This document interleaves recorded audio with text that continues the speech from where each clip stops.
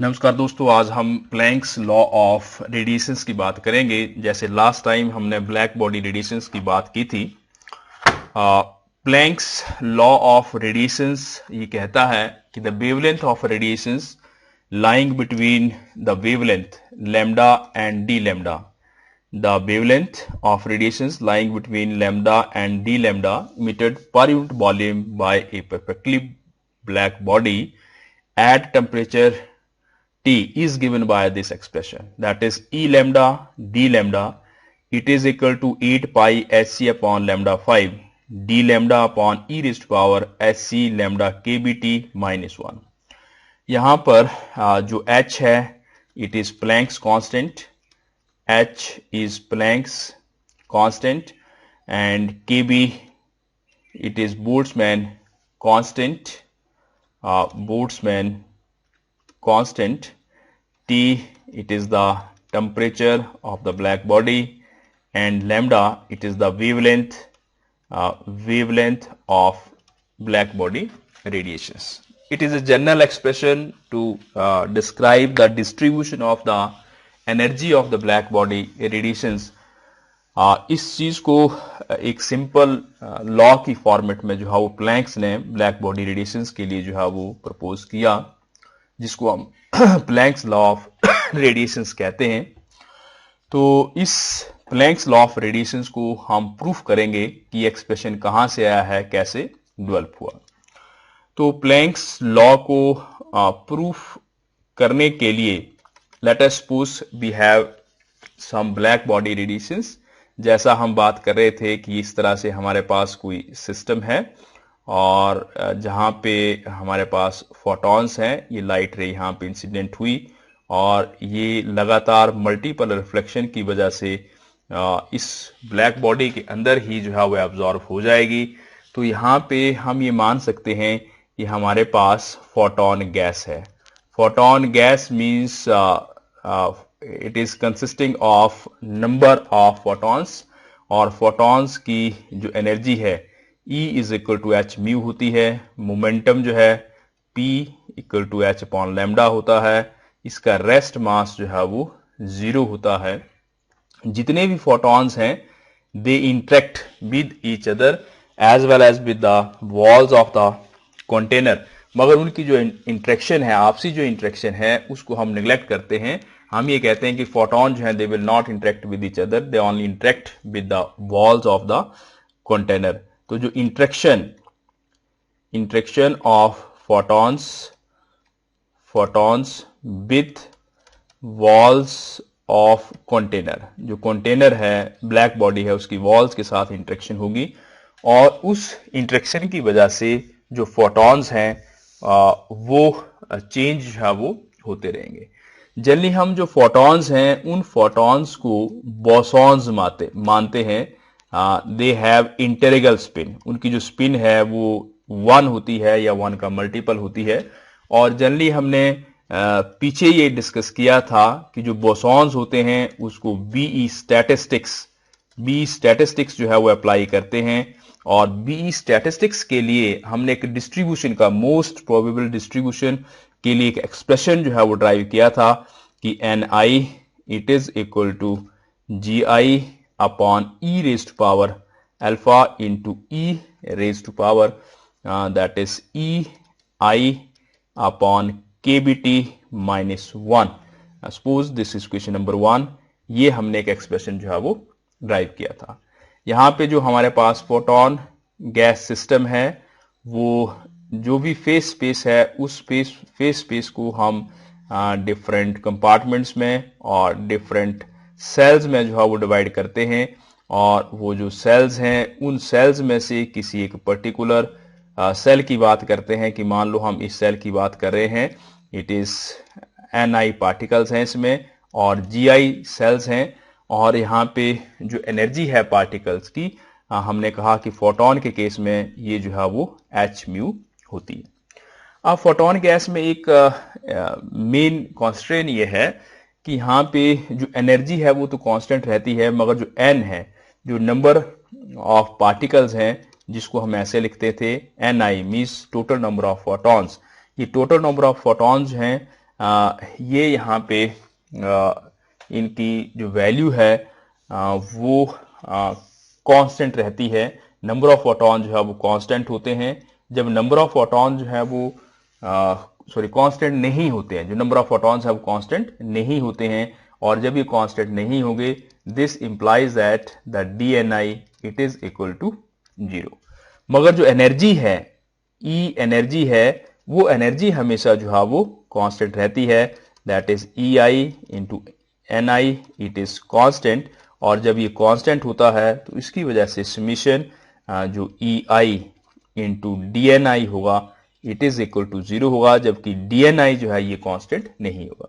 ये इसलिए होगा कि जो फोटॉन्स हैं जब वॉल्स के द्वारा जो है अब्जॉर्ब किए जाते हैं, तो मान लो कोई ई एनर्जी का फोटॉन जो है वो एब्जॉर्ब हुआ है, तो हो सकता है कि इसके एब्जॉर्ब करने के बाद दो फोटॉन जो है वो इमिट हो, जिसकी एक की एनर्जी E1 हो और दूसरे की एनर्जी E2 हो, मगर जो टोटल एनर्जी है वो कांस्टेंट रहेगी, वो सेम रहेगी। तो एनर्जी कांस्टेंट होती है, मगर जो नंबर ऑफ पार्टिकल्स हैं वो कांस्टेंट नहीं रहते हैं, वो चेंज होते हैं।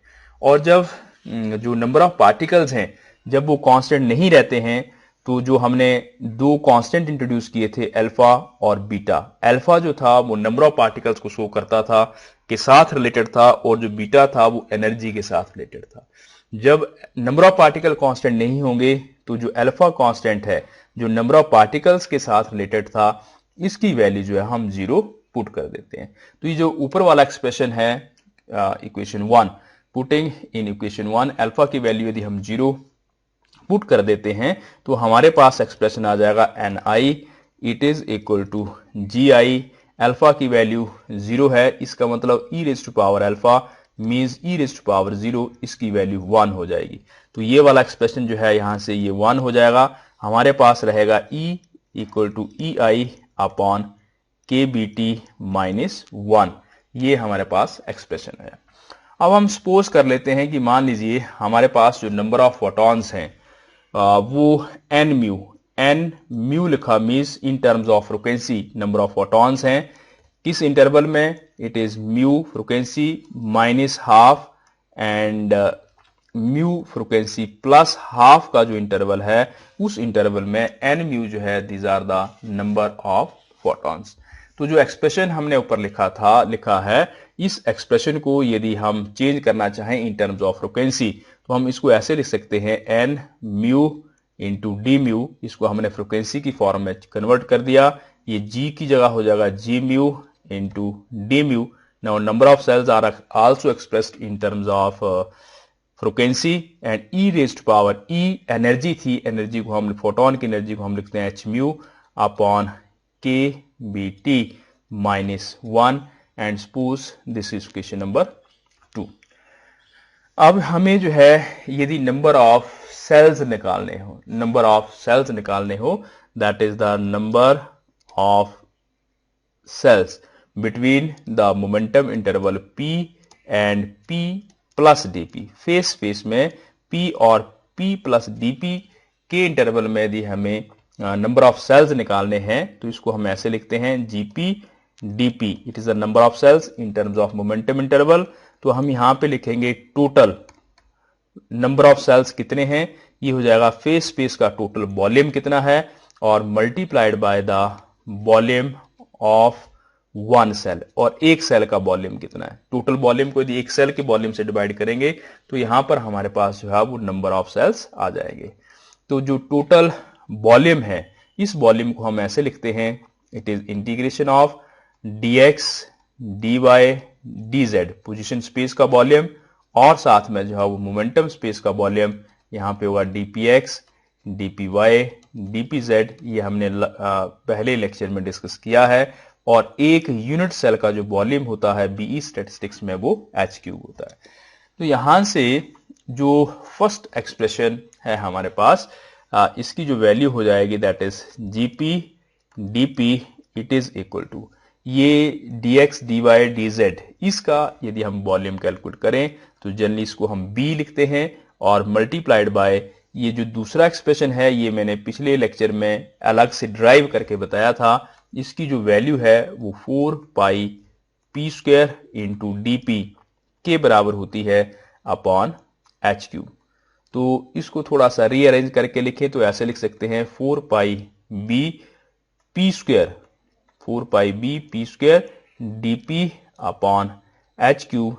These are the number of cells in the phase space between the momentum interval p and p plus dp.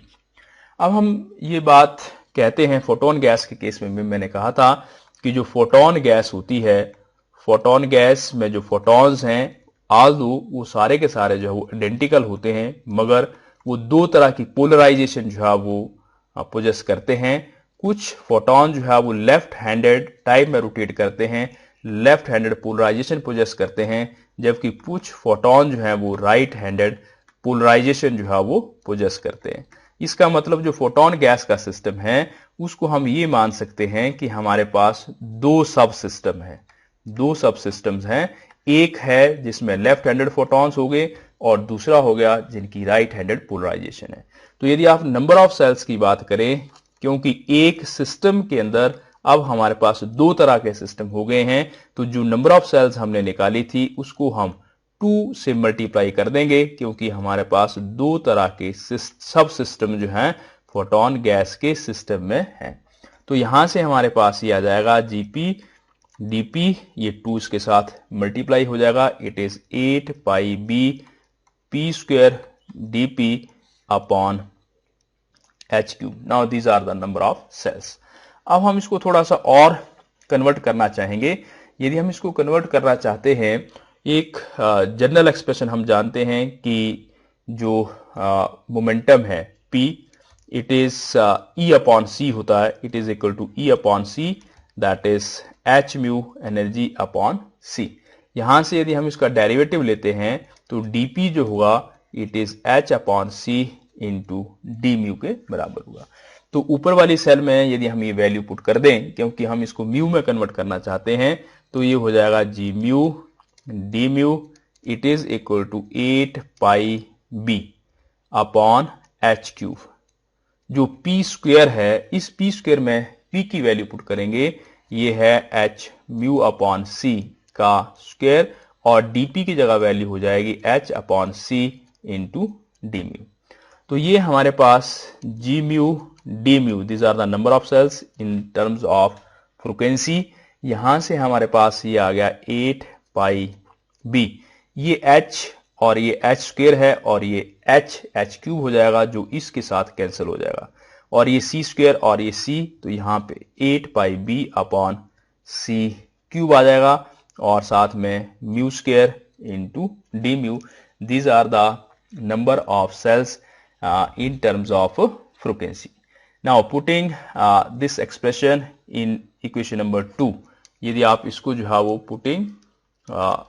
putting in equation 2 में पुट करें, तो यहां से number of photons lying in the interval n mu D mu, ये g mu D mu की ये value आ गई 8 pi B, it is mu square D mu upon C cube, और साथ में यहां पे एक्सप्रेशन था it is E raised power H mu upon K B T minus 1।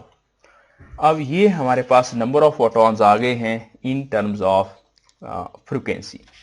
यहां से यदि हम एनर्जी की बात करें कि जो भी फोटॉन्स हैं उनकी जो amount of energy per unit volume, energy density आप लिख सकते हैं, इसको हम ऐसे कह सकते हैं it is the energy density. तो एनर्जी डेंसिटी का मतलब हुआ एनर्जी पर यूनिट वॉल्यूम, जिसको हम ऐसे लिखते हैं it is e mu into D mu. तो एनर्जी डेंसिटी क्या होगी, इट इज एक फोटोन की एनर्जी है h mu multiplied by the number of photons. Number of photons कितने हैं, n mu into D mu. तो ये होगी टोटल एनर्जी। एक फोटोन की एनर्जी एच म्यू है, n mu D mu, this is the number of photons. तो number of photons को एक फोटोन की एनर्जी से मल्टीप्लाई किया, means total energy divide by the volume, जो वॉल्यूम है उससे हम इसको डिवाइड कर रहे हैं। तो यहां से हमारे पास ये जो एक्सप्रेशन है ये हो जाएगा it is e mu D mu, और यहाँ पे एच म्यू अपॉन बी, और ये एन म्यू डी म्यू की ये वाली वैल्यू जो है ये पूरी यहाँ पे पुट कर देंगे, ये हो जाएगा 8 pi B mu square D mu upon सी क्यूब और यहाँ पे 1 upon E raised power H mu upon K B T minus 1। तो ये b जो है इस b के साथ जो है वो कैंसिल हो जाएगा और फाइनली हमारे पास ये एक्सप्रेशन रहेगा E mu D mu it is equal to 8 pi H upon C cube. ये म्यू था और ये म्यू स्क्वायर, तो ये हो जाएगा म्यू क्यूब डी म्यू और नीचे हमारे पास आ जाएगा E raised power H mu upon K B T minus 1। Suppose this is equation number 3। तो ये हमारे पास जो इक्वेशन आई है बेसिकली ये प्लैंक्स लॉ ही है। This is expression for the planks law but it is in terms of frequency की form में है। यदि आप इस एक्सप्रेशन को वेवलेंथ की फॉर्म में एक्सप्रेशन करना चाहे, चेंज करना चाहे, तो हम जानते हैं कि म्यू फ्रीक्वेंसी और वेवलेंथ जो है वो आपस में रिलेटेड होते हैं एक्सप्रेशन से, mu equal to c by lambda and this implies that is d mu. Derivative ले ले तो minus c by lambda square into d lambda हो जाएगा यदि इसका हम डिफरेंशिएशन करते हैं। और इसको यदि हम ऊपर वाली इक्वेशन में पुट कर दें इक्वेशन नंबर 3 में, तो ये हो जाएगा हमारे पास E lambda D lambda. Now this energy density it is in terms of wavelength 8 pi H upon C cube. ये तो कांस्टेंट है, इसको हमने बाहर रहने दिया। म्यू क्यूब है, ये म्यू क्यूब है, तो यहां पे हो जाएगा सी बाय लैम्डा का हो गया क्यूब और डी लैम्डा है तो इसकी value minus C upon lambda square into D lambda और साथ में 1 upon E raised power H mu है तो म्यू की जगह हो जाएगा C by lambda K B T minus 1। तो इन मॉड मतलब इन मैग्नीट्यूड में यदि हम वैल्यू निकालना चाहें तो ये यहां से इसकी जो वैल्यू है वो 8 पाई एच, ये सी क्यूब इसके साथ कैंसिल हो जाएगा मगर एक सी ये रहेगा जो यहाँ पे आ जाएगा एच सी और ये लैम्डा क्यूब है ये स्क्वायर, ये हो जाएगा लैम्डा 5 और यहाँ पे हमारे पास रहेगा डी लैम्डा और नीचे एक्सप्रेशन आ गया E raised power H C upon lambda K B T minus 1 और ये नेगेटिव साइन आना था आगे मगर इसको जब हमने मॉड लिया तो मॉड की वजह से ये साइन जो है वो पॉजिटिव हो गया।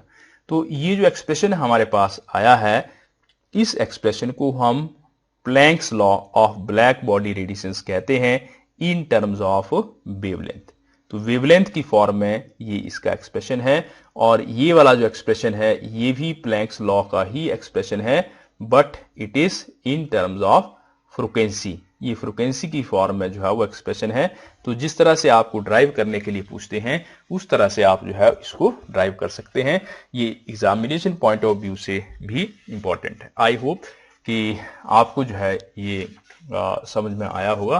तो नेक्स्ट लेक्चर में हम इसको जो है वो और एक्सटेंड करेंगे और आगे जो है इसको डिस्कस करेंगे। Thank you.